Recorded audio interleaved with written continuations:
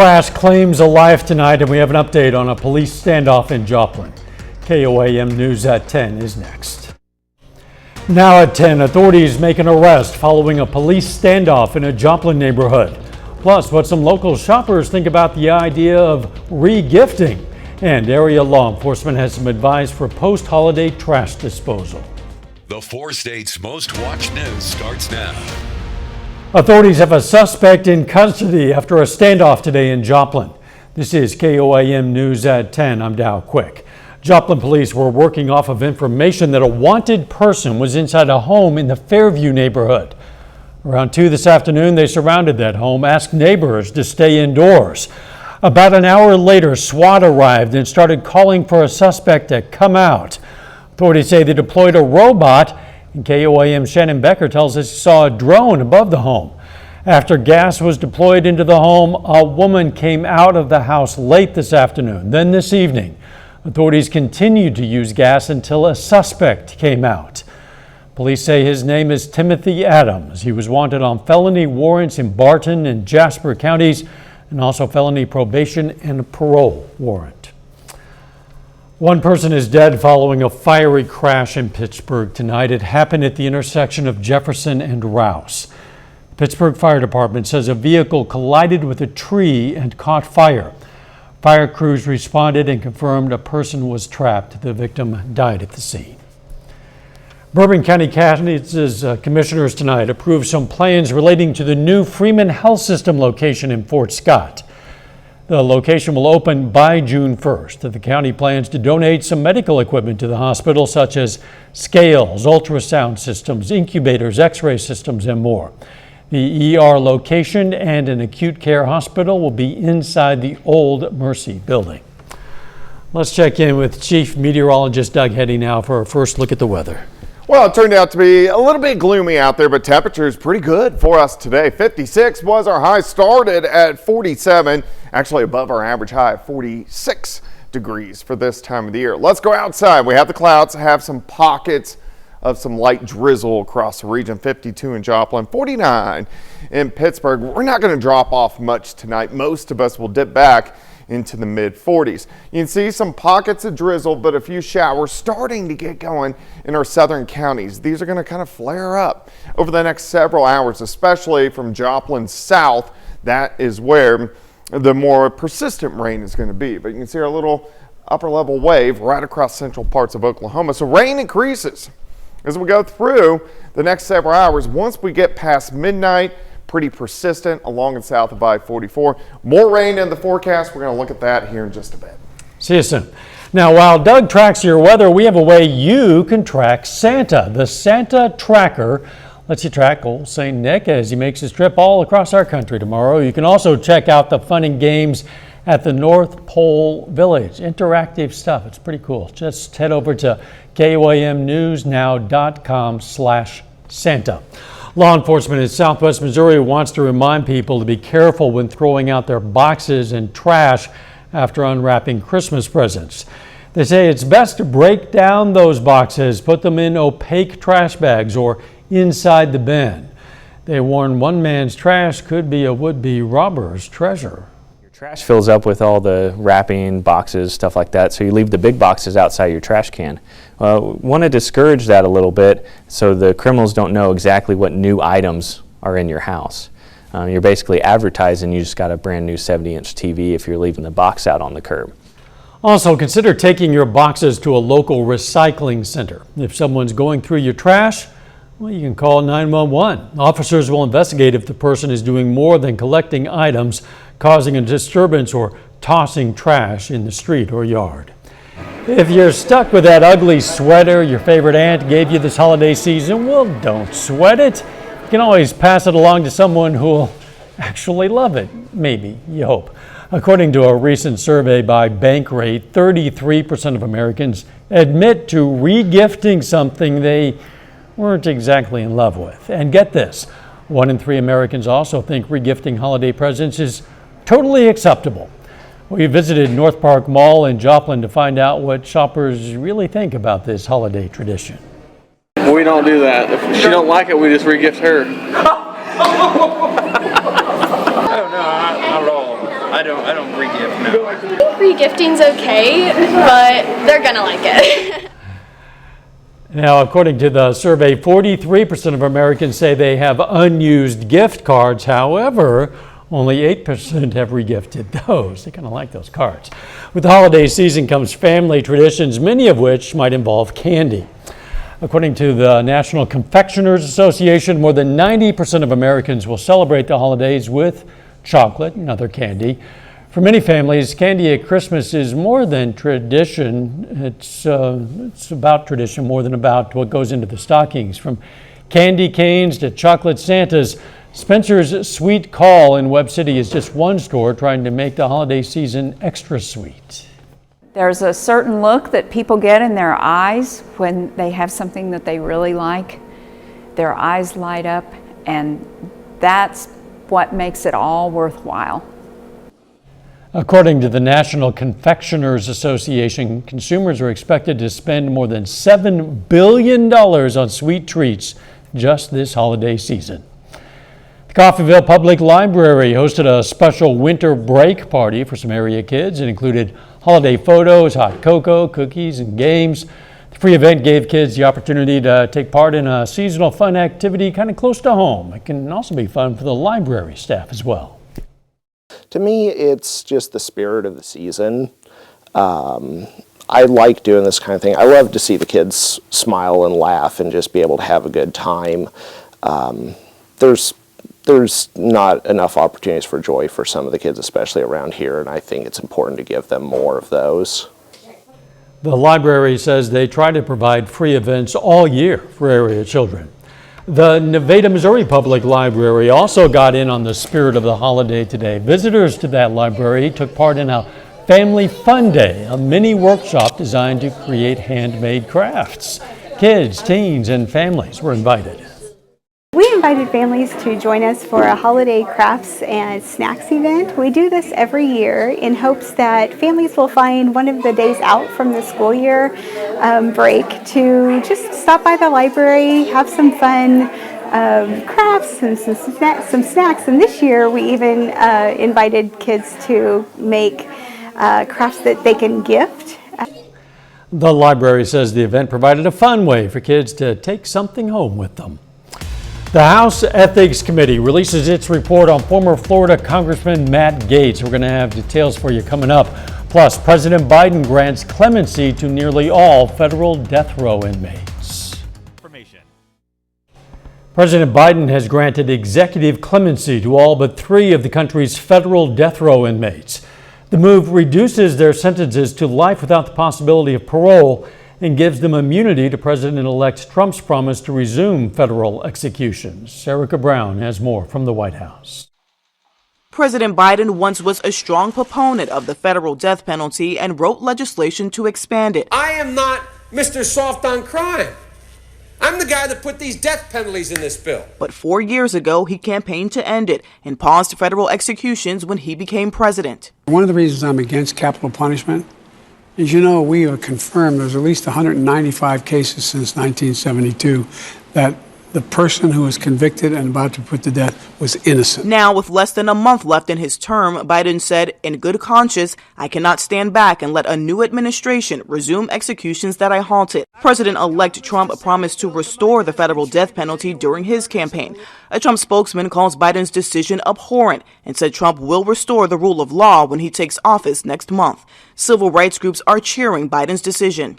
Our society is better as a result of it. Sister Barbara Batista of the Sisters of Providence routinely visits many of those newly granted clemency at the federal penitentiary in Terre Haute, Indiana. Saying to a person, yes, you've done a terrible thing. You deserve a certain type of punishment, but to kill them? Who are we? Who are we? A Gallup poll reveals 53% of Americans support the death penalty for convicted murderers. That's down 10 points in the last decade. Erica Brown, CBS News, Washington. President Biden did keep the death sentence in place for 3 well-known mass murderers: Dzhokhar Sarnauf, who carried out the Boston Marathon bombing; Dylan Roof, who shot 9 people at a historically black church in Charleston, South Carolina; and Robert Bowers, who killed 11 worshipers at Pittsburgh, Pennsylvania's Tree of Life Synagogue. The House Ethics Committee has released its report on Florida former Congressman Matt Gaetz, President-elect Donald Trump's initial pick for Attorney General. It determined there is substantial evidence that Gaetz violated House rules and other standards of conduct prohibiting prostitution, statutory rape, illicit drug use, impermissible gifts, special favors or privileges, and obstruction of Congress. It concluded Gaetz violated multiple state laws and paid numerous women, including a 17-year-old girl, for sex. Gaetz had already withdrawn as Trump's AG pick. A little later, the Neosho Farmers Market sets the table for a Christmas holiday. Plus, we have some rain right back in the forecast. We're going to look at that coming up. This up for. Well, we had a lot of clouds on your Monday, but temperatures were great as we went into the mid-50s for afternoon highs. But our next storm system rotating in, so we'll start to see rain picking up, especially as we go through the rest of the overnight hours tonight. Great shot. Indigo Sky Casino and Resort, Indigo, just outside of Seneca, Missouri. All right, you can see some light showers starting to get going. A lot of this is just very light sprinkles, and then some showers starting to pick up in our southern counties, and that's where most of the rain is really going to be. Pittsburgh, kind of Joplin, south, but already, again, some rain picking up Grove, Grand Lake, into McDonald County and also Benton County. I would say the best shot to have persistent rain tonight is really from Independence, Parsons, Pittsburgh, Lamar, points south. Northern counties, it's going to be very hit and miss. But a weak system spinning right across central Oklahoma, pushing off toward the east, and they're kind of lining up back toward the west. So we have several chances for rain, again, later this week and even into next week. All right, let me take you through time. Rain starts to really pick up, a little bit more persistent. Pittsburgh, south, and then even a few rumbles of thunder once you get into northwestern Arkansas. Here's 4:30 in the morning. Showers to start the day, and then they will exit once we get into the afternoon. So we'll just have cloudy skies the rest of the day. High temps kind of 49, 50 degrees. All right, let's go into Wednesday morning, of course, Christmas. If you are getting up early, temperatures lower 40s, cloudy skies. We can't rule out a little bit of drizzle, maybe a random quick little sprinkle or two, but most of the day on Christmas is just going to be cloudy skies. All right, rain chances really go up late tonight into the morning hours and then taper off once we get into the afternoon hours. So yeah, most of us are going to get rain. Now, I do want to point out, if you live in our northern counties, so let's say Yates Center, Chanute, Iola, Fort Scott, Nevada, Stockton, you're not going to get much, just a little bit over a trace of rain. But once you work farther south, Joplin south, quarter, half an inch, 3/4 of an inch, which, hey, we can definitely use. We don't have to worry about anything frozen. Temperatures are fairly warm, upper 40s to lower 50s. Outside, sitting at 50, winds are pretty much calm. Your day planner on your Christmas Eve, 47 to start, 48 by noon, high temp right around 49, so kind of a dreary day. Showers during the morning hours. Next system moves in Thursday. Rain starts to increase again Thursday afternoon into the evening hours, into Friday morning, and then it's going to exit. Have a weak little wave that rotates through Saturday, kind of rotates around us, so not much in the way of moisture. Sunday looks good, Monday looks good, Tuesday looks good. Let's go all the way into the new year.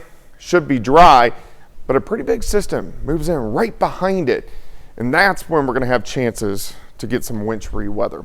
49 tomorrow, 53 on Wednesday. Temperature is great for the holiday week. Near 60 Thursday, Friday, into the 60s Saturday.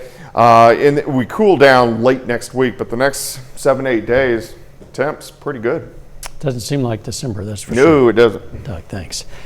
We have a tragic update to our earlier story about that fatal crash at Rouse and Jefferson in Pittsburgh tonight. A name has been released, and this comes to us from the Pittsburgh Public School District. The person who was killed was a senior at Pittsburgh High School. His name is Nathan Brown. I'm going to read part of a news release that came from the school district. It says, Nathan was a vital piece of our school community. We know his loss may raise many emotions, concerns, and questions for our entire district, especially our students. Additional counseling and support will be available to our students and staff upon the return to school on January 6th. Again, the person who died in the crash tonight, Nathan Brown, there were no other passengers in that car. We'll have more information as it becomes available on our website. Moving on. Our brain age is linked to our vascular health. A study out of Sweden found people who had inflammation or high glucose levels also had brains that appeared older than normal. But people who led a healthier lifestyle, including doing regular exercise, had younger looking brains that functioned better than average. There are big disparities in breast cancer screenings, apparently. A study published in JAMA Network shows that rural residents, women from low-income homes, and American Indians have far lower rates of getting regular mammograms. Federal guidelines recommend all women ages 40 and up get mammograms every 2 years. And laws banning the sale of tobacco to people under age 21 are effective at reducing smoking and saving lives. A study in JAMA Network found more than 500,000 lives could be saved with such provisions in place. However, they found that enforcement of smoking restrictions vary greatly from state to state, and states with the toughest smoking laws saw the biggest health benefit. Still ahead, a look back at football season in the 4-stage. John Dales revisits this year's pigskin predictions and explains which ones were right and which ones were wrong. That's up next in sports.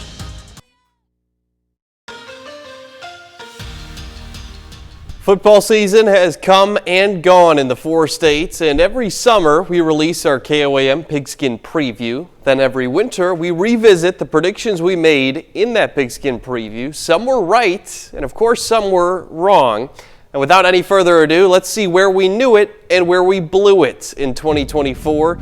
We'll start with this one. That's what we got right. That's the Miami War Dogs. We said they'd go 8-3. That's exactly what the War Dogs did. That included a 3-point win on the road over the rival Grove. And an 8-3 season was good enough for the War Dogs to get their first home playoff game in a couple of decades. Miami went 6-1 in district play.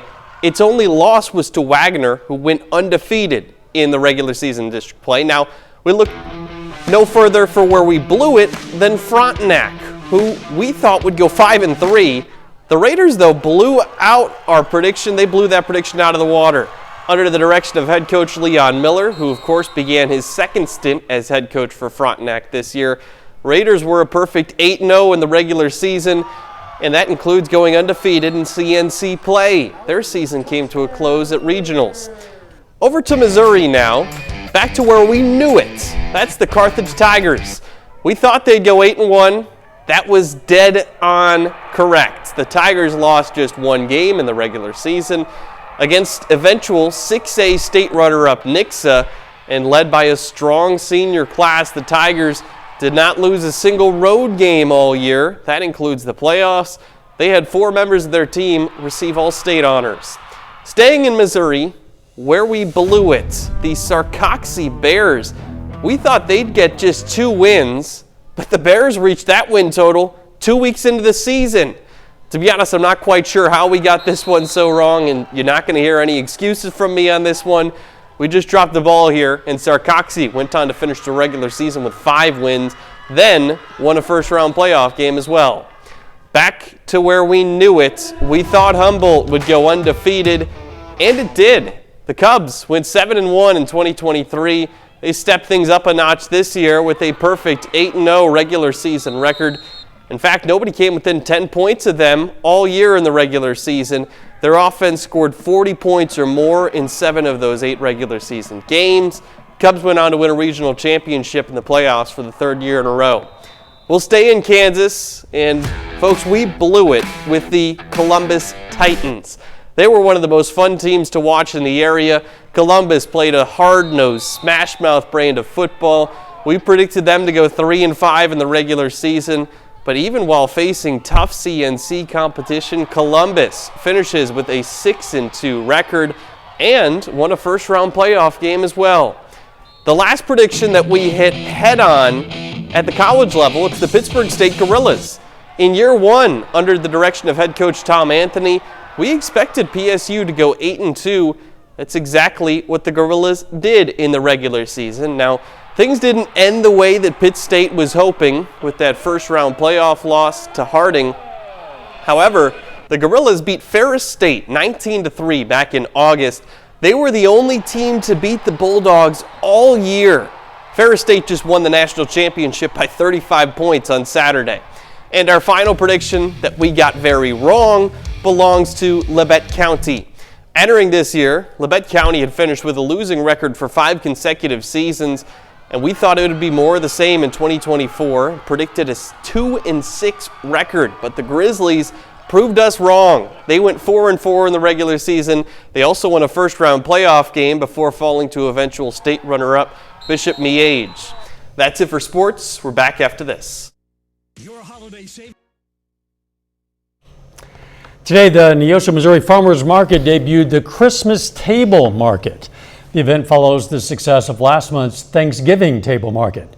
Once again, the community could take advantage of an opportunity to get pre-ordered holiday meals, dishes such as entrees, sides, desserts, baked goods, and more. You can also shop for last-minute items for the family dinner table. So like One Tree Farm, they're over by Seneca. They do a fantastic job. They do a fresh lemon curd they make homemade every single week, and they use their fresh eggs from their own farm and fresh lemons. And it's just a thing that you can use on yogurt parfaits we use in our store, to just use in our own house on different stuff. And it's amazing what they can do with their fresh ingredients. Shoppers could also enjoy a variety of market favorite ready-to-eat and drink items while they shopped. People are going to be traveling in the days ahead. Some of them will have to deal possibly with some wet conditions. Yeah, we're going to have on and off showers through the overnight hours tonight through tomorrow morning, and then we'll start to dry out. But we're not going to see any sunshine, then rain right back in on Thursday. Thanks for joining us. Don't forget the morning show starts at 5 a.m. Please do be careful out there, and let's make it a great Christmas Eve.